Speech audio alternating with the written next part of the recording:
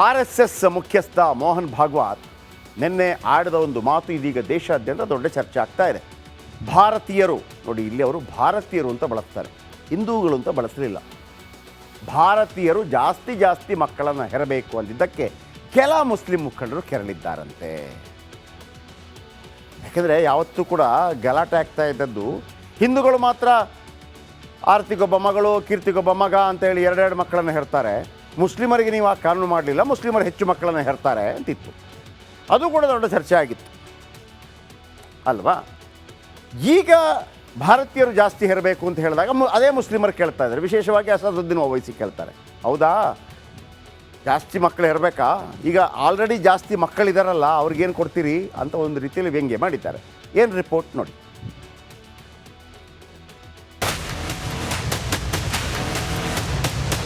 ಕೆಲ ದಿನಗಳ ಹಿಂದೆ ಆಂಧ್ರ ಸಿಎಂ ಚಂದ್ರಬಾಬು ನಾಯ್ಡು ದಕ್ಷಿಣ ಭಾರತೀಯರು ಹೆಚ್ಚೆಚ್ಚು ಮಕ್ಕಳು ಮಾಡಬೇಕು ಅಂತ ಹೇಳಿದ್ರು. ಇದೀಗ RSS ಮುಖ್ಯಸ್ಥ ಮೋಹನ್ ಭಾಗವತ್ ಕೂಡ ಅದೇ ರೀತಿ ಮಾತನಾಡಿದ್ದಾರೆ. ಭಾರತೀಯ ಸಮಾಜ ಉಳಿಬೇಕಾದ್ರೆ ಪ್ರತಿ ದಂಪತಿ ಕನಿಷ್ಠ 3 ಮಕ್ಕಳನ್ನ ಹೊಂದಬೇಕು ಅಂತ ಹೇಳಿದ್ದಾರೆ.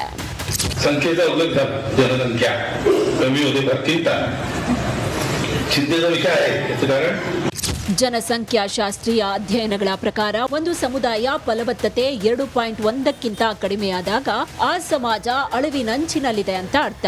ಇದರಿಂದ ಅನೇಕ ಭಾಷೆ ಸಮಾಜಗಳು ಅಸ್ತಿತ್ವ ಕಳೆದುಕೊಳ್ಳುತ್ತೆ. ಆದ್ರಿಂದ ನಮ್ಮ ಜನಸಂಖ್ಯೆಯ ಬೆಳವಣಿಗೆ ದರ 2.1ಕ್ಕಿಂತ ಕಡಿಮೆ ಆಗಬಾರ್ದು ಅಂತ ಎಚ್ಚರಿಕೆ ಕೊಟ್ಟಿದ್ದಾರೆ. RSS ಅಂದ್ರೆ ನಖಶಿಕಾಂತ ಉರ್ಕೊಳ್ಳೋ ಅಸಾದುದ್ದೀನ್ ಓವೈಸಿ ಮತ್ತೆ ಕೆರಳಿದ್ರು. ಹೆಚ್ಚು ಮಕ್ಕಳು ಹೆತ್ತವರಿಗೆ ಏನ್ ಕೊಡ್ತೀರಿ, ಹೆಚ್ಚು ಮಕ್ಕಳಿಗೆ ಜನ್ಮ ನೀಡಿದವರ ಬ್ಯಾಂಕ್ ಖಾತೆಗೆ 1500 ರೂಪಾಯಿ ನೀಡ್ತೀರಾ ಅಂತ ಪ್ರಶ್ನೆ ಮಾಡಿದ್ರು.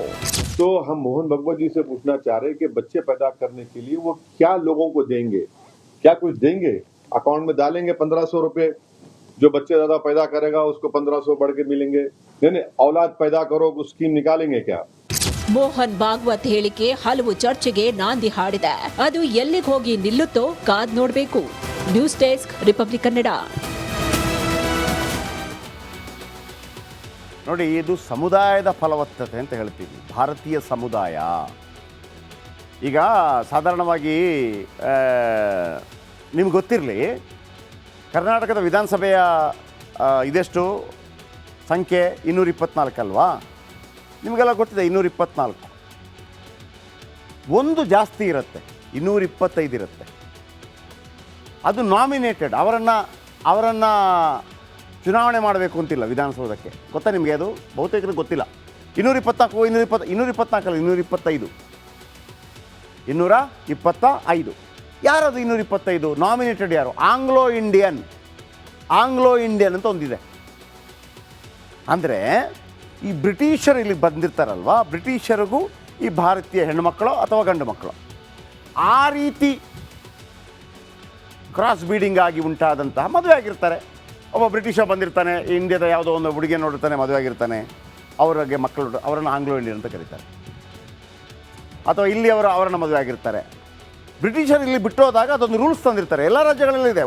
ಒಂದು ಅವರನ್ನು ನಾಮಿನೇಟ್ ಮಾಡಬೇಕು, ಒಬ್ಬರು ಬರಲೇಬೇಕು ಅಂತ, ಒಬ್ಬರು ಇರಲೇಬೇಕು ಅಂತ ಇರುತ್ತೆ. ಅದು ಯಾರೂ ಸಿಗದೇ ಇದ್ದಾಗ ಇಲ್ಲ, ಚಾನ್ಸ್ ಇಲ್ಲ, ಬಟ್ ಚಾನ್ಸ್ ಇದ್ದರೆ ಮಾಡಲೇಬೇಕು, ಆ ಥರ ಮಾಡಲೇಬೇಕು.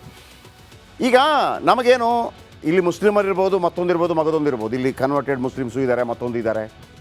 ಕೆಲವರು ನೀವು ನೋಡಿದರೆ ಈಗ ಇರಾನ್, ಇರಾಕ್ ಇಲ್ಲೆಲ್ಲ ಪಠಾಣ್ಗಳು ಭಾಳ ಇರ್ತಾರೆ. ಅದರ ಜೀನ್ಸ್ ನಿಮ್ಗೆ ಕಾಣುತ್ತೆ, ಎತ್ತರದ ಅಜಾನುಭಾವು ಹಿಂಗೆಲ್ಲ ಇರ್ತಾರೆ.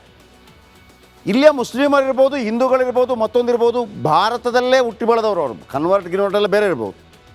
ಅದು ಭಾರತದ ಸಮುದಾಯದ ಫಲವತ್ತತೆ ಅಂತ ಹೇಳ್ತೀವಿ ನಾವು.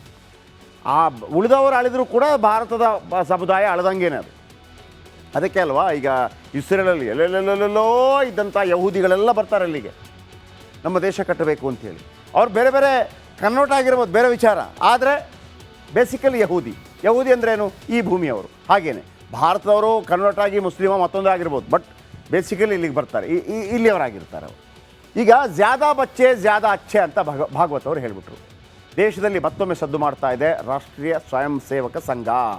ಎಲ್ಲರೂ 2ಕ್ಕಿಂತ ಹೆಚ್ಚು ಮಕ್ಕಳು ಹೊಂದಲಿ, 2ಕ್ಕೂ ಹೆಚ್ಚು ಮಕ್ಕಳಿರದಿದ್ದರೆ ಸಮಾಜ ಅಂತ್ಯವಾಗತ್ತೆ. ಮನೆ ತುಂಬ ಮಕ್ಕಳಿರಲಿ ಅಂತ ಭಾಗವತ್ ಹೇಳಿದರು. ಕೆಲವು ದೇಶಗಳಿದೆ, ಕೆಲವು ದೇಶಗಳು ಮಕ್ಕಳು ಮಾಡ್ರಪ್ಪ ಅಂತ ಕೇಳುತ್ತೆ. ಜಾಸ್ತಿ ಮಕ್ಕಳಿದ್ರೆ ಗೌರ್ಮೆಂಟ್ ಜಾಬು, ದುಡ್ಡು, ಫಿಕ್ಸ್ಡ್ ಡಿಪಾಸಿಟೆಲ್ಲ ಇಡ್ತಾ ಇದ್ದಾರೆ. ನಾವೆಂಥ ಭಾಗ್ಯವಂತರು ನೋಡಿ. ಅವ್ರು ಕರೀತಾರೆ, ಅವ್ರೇನು ಮಾಡ್ತಾರೆ ಕೆಲವು ದೇಶಗಳು, ಬರ್ರಪ್ಪ ಇಂಡಿಯಾದಿಂದ ಬರ್ರಿ ನಮ್ಮ ದೇಶದ ಇತ್ತಗಳೇ ಏನೋ ಪೌರತ್ವ ತಗೊಳ್ಳಿ, ಮಕ್ಕಳು ಮಾಡಿ. ಅದ್ರ ಬಗ್ಗೆ ನಾಳೆ ಹೇಳ್ತೀನಿ ಬೇಕಿದ್ರೆ, ವೆರಿ ಇಂಟ್ರೆಸ್ಟಿಂಗ್. ಭಾರತದಲ್ಲಿ ಎಷ್ಟು ಜನಸಂಖ್ಯೆ 140 ಕೋಟಿ ಇದೆ ಅಂದರೆ ಒಂದು 10-20 ರಾಷ್ಟ್ರಗಳನ್ನು ಸೇರಿಸಿದ್ರೆ, ನಾವು ಅವತ್ತು ಹೇಳೋದಲ್ಲ ಕೊರೋನಾ ಸಂದರ್ಭದಲ್ಲಿ ಯಾವುದೆಲ್ಲ ಅಲ್ಲಿ ಬೇರೆ ಬೇರೆ ದೇಶಗಳು 10-20 ದೇಶಗಳು ಎಲ್ಲ ಸೇರಿದ್ರು ಕೂಡ ಭಾರತ ಜನಸಂಖ್ಯೆ ಬರೋದಿಲ್ಲ. ನಮ್ಮಲ್ಲಿ ಅಷ್ಟು ಹ್ಯೂಮನ್ ರಿಸೋರ್ಸ್ ಇದೆ. ಇರಲಿ. ಆಮೇಲೆ ನಾವು ಮಕ್ಕಳು ಆರ್ತಿಗೊಬ್ಬ ಕೀರ್ತಿಗೊಬ್ಬ ಅಂತ ಮಾಡಿದಾಗ, ಸೆಂಟ್ರಲ್ ಗೌರ್ಮೆಂಟ್ ಮಾಡಿದಾಗ, ದಕ್ಷಿಣ ಭಾರತದವರು ಅದನ್ನು ಜಾಸ್ತಿ ಫಾಲೋ ಮಾಡಿದರು. 2 ಮಕ್ಕಳು ಸಾಕು. ಅದೀಗ ನಮಗೆ ತೊಂದರೆ ಆಗ್ತಾ ಇದೆ ರಾಜಕೀಯವಾಗಿ. ಈ ಇದು ಲಾಲು ಪ್ರಸಾದ್ ಯಾದವ್ ಅವರಿಗೆ 11 ಜನ ಮಕ್ಕಳು. ಲಾಲು ಪ್ರಸಾದ್ ಯಾದವ್ ಆಗ ಕಾಂಗ್ರೆಸ್ ವಿರೋಧಿ. ಅವ್ರ ಹತ್ರ ಕೇಳಿದ್ರಂತೆ, ಅಲ್ಲ ಗೌರ್ಮೆಂಟ್ ಹೇಳ್ತಾ ಇದೆ 2 ಮಕ್ಕಳು ಸಾಕು ಅಂತೇಳಿ, ನೀವು 11 ಮಾಡಿದಿರಲ್ಲ ಅಂತ ಕೇಳಿದಾಗ ಅವ್ರು ಹೇಳಿದ್ರಂತೆ, ನೋಡಿ ನಾವು ವಿರೋಧ ಪಕ್ಷದಲ್ಲಿರೋದು, ಆಡಳಿತ ಪಕ್ಷ ಹೇಳ್ತಾ ಇದೆ 2 ಮಾಡಿ ಅಂತೇಳಿ, ನಾವು ವಿರೋಧ ಪಕ್ಷ ಅಲ್ಲೋ ಅದಕ್ಕೆ 11 ಮಾಡಿದ್ದೀನಿ ಅಂತ ಒಂದು ನಗೆ ಚಟಾಕಿ. ಆದರೆ 1998-2002ರಲ್ಲಿ ಜನಸಂಖ್ಯಾ ನೀತಿ ರಚನೆ ಆಗುತ್ತೆ. ಅಂದರೆ ಜನಸಂಖ್ಯೆ ಬೆಳವಣಿಗೆ ದರ 2.1ಕ್ಕಿಂತ ಹೆಚ್ಚಿರಬೇಕು. 2021ರಲ್ಲಿ ಕೆಲ ಅಂಕಿಅಂಶ ಕೇಂದ್ರ ಸರ್ಕಾರ ಜಾಸ್ತಿ ಮಾಡಿ ಅಂತ ಹೇಳ್ತಾ ಇದೆ. ನಾವು ಅವತ್ತು ಕಡಿಮೆ ಮಾಡಿ ಅಂತ ಹೇಳಿದ್ದಕ್ಕೆ ನಮಗೇನು ತೊಂದರೆ ಆಗಿದೆ ಗೊತ್ತಾ? ಹೇಳ ನಿಮಗೆ ನಾನು. ಕರ್ನಾಟಕ ನಮಗೆ 22 ಲೋಕಸಭಾ ಕ್ಷೇತ್ರ ಇದೆಯಲ್ಲ, ಈಗೇನು ಮಾಡ್ತಾ ಇದ್ದಾರೆ, ಜನಸಂಖ್ಯೆ ಆಧಾರದಲ್ಲಿ ಲೋಕಸಭಾ ಕ್ಷೇತ್ರ ಜಾಸ್ತಿ ಮಾಡ್ತಾ ಇದ್ದಾರೆ.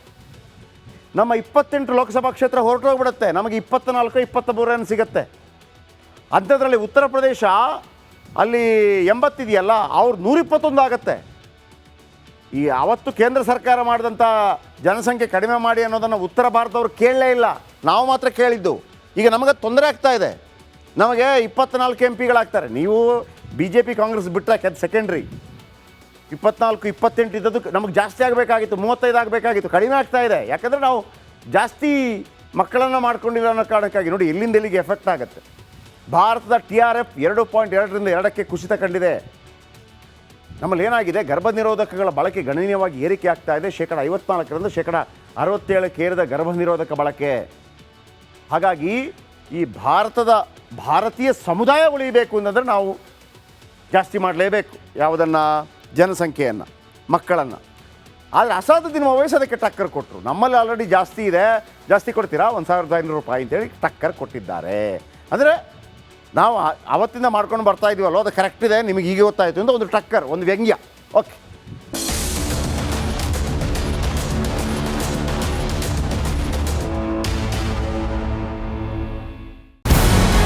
ನಮಸ್ಕಾರ. ಕರ್ನಾಟಕ ಪ್ರೈಮ್ ಟೈಮ್ಗೆ ಸ್ವಾಗತ. ನಾನು ಜಯಪ್ರಕಾಶ್ ಶೆಟ್ಟಿ. ಇಡೀ ಕರುನಾಡು ಇವತ್ತು ರೆಬೆಲ್ ಆಗಿ ನಿಂತಿದೆ. ಈ ಹಗರಣಗಳನ್ನು ಸದನದಲ್ಲಿ ಪ್ರಸ್ತಾಪ ಮಾಡಲು ಕೂಡ ಕಾಂಗ್ರೆಸ್ ಹಿಂದೇಟು ಹಾಕಿದ್ದೇಕೆ? ನಿಮ್ಗೆ ಸಂಬಳ ಅದಕ್ಕೆ, ನಿಮಗೆ ವಾಹನ ಅದಕ್ಕೆ, ನಿಮಗೆ ವೆಪನ್ ಅದಕ್ಕೆ, ನೀವು ಅದನ್ನು ಸೆರೆ ಹಿಡಿಬೇಕಾಗಿತ್ತು. ನೀವು ವಿದ್ಯುತ್ ಬರ ಇದೆ ಅಂತ ಹೇಳ್ತಾ ಇದ್ದೀರಿ, ಎಲ್ಲಿ ಬರ ಇದೆ ನೀವು ಹೇಳಬೇಕು. ಪಾಕಿಸ್ತಾನ್ ಆಕ್ಯುಪೈಡ್ ಕಾಶ್ಮೀರ್ ಅದು ಎಂದೆಂದಿಗೂ ನಮ್ಮದು. 40 ಮೆಷಿನ್ಗಳು ತಂದಿತ್ತು ನೋಟ್ ಎಣಿಸುವುದಕ್ಕೆ, ಅದೇ ಹಾಳಾಯಿತು. ಮಥುರಾದ ಗಲಾಟೆ ಇದೆಯಲ್ಲ, ಅದು ಸ್ಥಳೀಯವಾಗಿ ಕೂತು ಪರಿಹರಿಸಬಹುದಾದಂಥ ಕಾನೂನಿದೆ. ಗ್ಯಾರಂಟಿ ಯೋಜನೆಯಿಂದ ನಷ್ಟ ಆಗಿದೆ, ಲಾಭ ಆಗಿದೆ, ದಯವಿಟ್ಟು ಹೇಳಿ. Dawood Ibrahim most wanted criminal ಯಾವಾಗಾದ ಅಂದರೆ ಇಲ್ಲಿ ತನಕ ಭಾರತ ದೇಶದಲ್ಲಿ ಓರ್ವ ದಲಿತ ಪ್ರಧಾನಿಯಾದಂಥ ಇತಿಹಾಸವೇ ಇಲ್ಲ. ರಿಪಬ್ಲಿಕ್ ವರ್ಲ್ಡ್ ಆಪ್ ಇದು ಕೇವಲ ಅಪ್ಲಿಕೇಶನ್ ಅಲ್ಲ, ಸಮಗ್ರ ಸುದ್ದಿಗಳ ಸಂಪರ್ಕ ಮಾರ್ಗಕ್ಕೆ ಕ್ರಾಂತಿಕಾರಿ ಬದಲಾವಣೆ. ರಿಪಬ್ಲಿಕ್ ವರ್ಲ್ಡ್ ಆಪ್ ಕೇವಲ ಸುದ್ದಿ ಅಪ್ಲಿಕೇಶನ್ ಅನ್ನ ಪರಿಚಯ ಮಾಡ್ತಾ ಇಲ್ಲ, ಬದಲಾಗಿ ಡಿಜಿಟಲ್ ಸುದ್ದಿ ಬಳಕೆಯ ಹೊಸ ಯುಗಕ್ಕೆ ನಾಂದಿ ಹಾಡ್ತಾ ಇದೆ. ಇದೊಂದು ಬ್ರೇಕಿಂಗ್ ನ್ಯೂಸ್, ಪ್ರಭಾವಶಾಲಿ ಕಾರ್ಯಕ್ರಮಗಳಿಗೆ ಗಟ್ಟಿಯಾದ ವೇದಿಕೆ. ರಿಪಬ್ಲಿಕ್ ವರ್ಲ್ಡ್ ಅಪ್ಲಿಕೇಶನ್ ಈಗ ಲೈವ್ ಆಗಿದೆ. ಗೂಗಲ್ ಪ್ಲೇಸ್ಟೋರ್ ಮತ್ತು ಆಪಲ್ ಆಪ್ ಸ್ಟೋರ್ ಎರಡರಲ್ಲೂ ಲಭ್ಯವಿದೆ. ಈಗಲೇ ಡೌನ್ಲೋಡ್ ಮಾಡಿ.